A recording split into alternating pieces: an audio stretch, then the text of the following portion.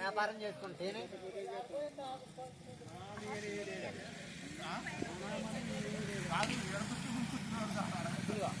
తీరుకొచ్చారు అట్లా మరాకానోడు కదా.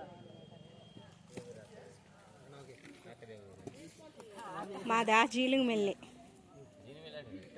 ఇక్కడే మరి.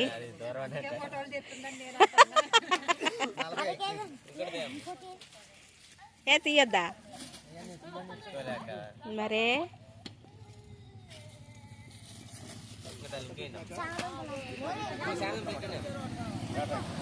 ఇదేనండి మా ఊరు సంత.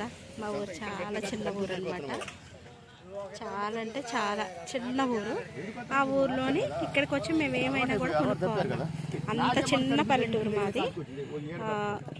1 వీక్ సరిపోయిన అన్నీ కూడా మేము ఇక్కడే తీసుకుంటాము మా ఇంటి దగ్గర. ఇవి కూరగాయలు ఇవన్నీ కూడా ఆల్మోస్ట్ అన్నీ ఉంటాయి ఇక్కడ.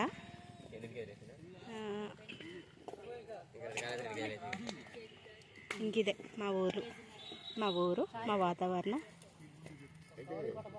కూరగాయలు ఇక్కడేమో ఒక కొట్టు, ఇక్కడేమో ఒక కొట్టు.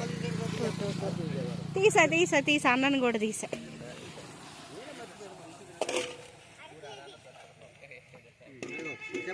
అవి పప్పలు అనమాట. అవే ఇంకా కాకరకాయలు బాగున్నాయి అన్న ఫ్రెష్గా. ఎంత అన్నా కాకరకాయ? రేట్లు బాగానే ఉన్నాయి. అన్ని తక్కువేనా? అరకిలో 30.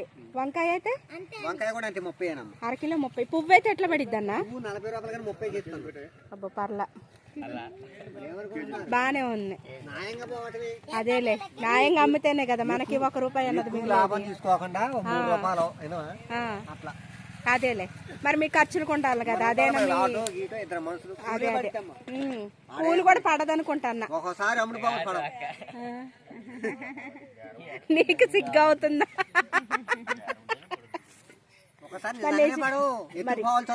నిజమే మరి. అదే థ్యాంక్ యూ అన్న. Thank you. అబ్బా మరి ఇంకే చెప్తాను.